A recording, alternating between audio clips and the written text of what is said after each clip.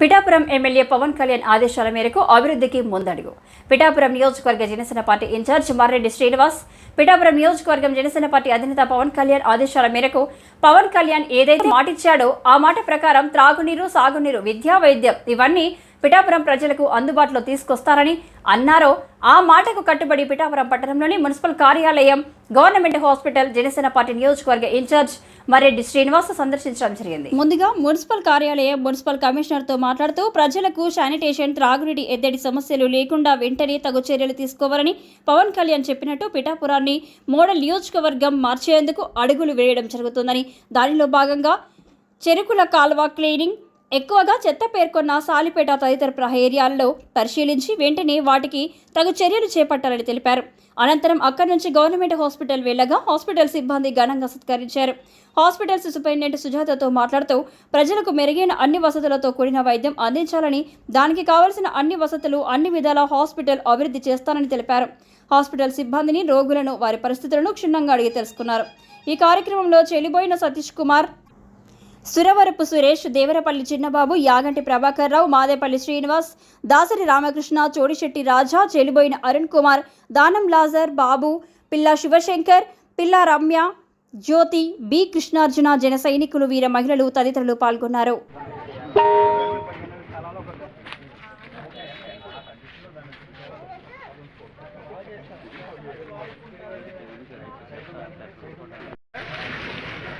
వెనక్కి మన కారు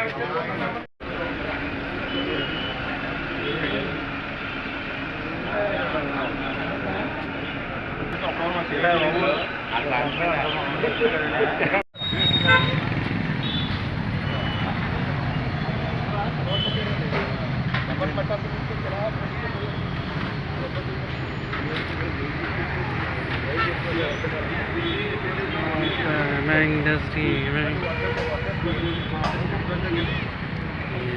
चलो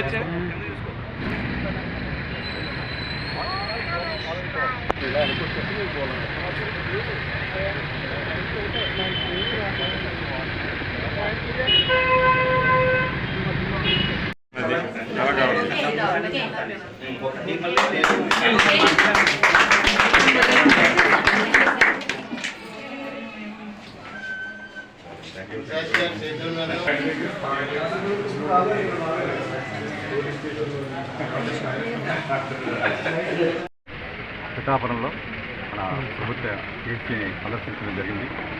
సూపరింటెండెంట్ మేడం సుజాత గారితో వాటి రూములన్నీ కూడా చూపించడం జరిగింది. ఎదుర్కొన్నటువంటి కొన్ని చేయవలసిన పనులు కొంచెం గట్టి చెప్పండి సార్. విధంగా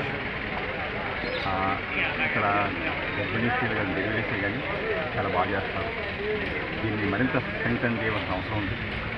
ఇవాళ జనసేన పార్టీ చాలా ముఖ్యమైన అంశాలు ఏంటంటే విద్య, వైద్యం, ఈ మౌలిక సదుపాయాలను అలాగే సాగునీరు అవే మెయిన్ ఐటమ్స్ జనసేన పార్టీ యొక్క మా పవన్ కళ్యాణ్ యొక్క ఉద్దేశాలు.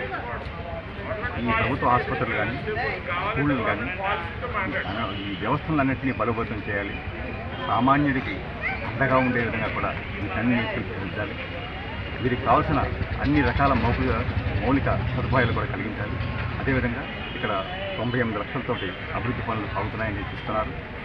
కొన్ని చేస్తున్నారు, కొన్ని సాగుతున్నాయి. ఈ రోడ్లన్నీ, సీసీ రోడ్లు ఇవన్నీ కూడా వేయవలసి ఉంది.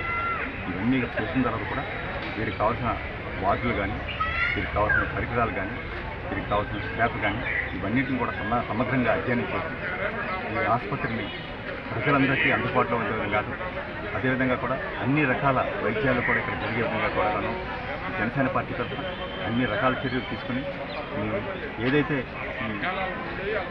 పిఠాపురం వాసులు ఆశించారో అవన్నీ కూడా వారికి అండగా ఉండే విధంగానే జనసేన పార్టీ ఉంటుంది.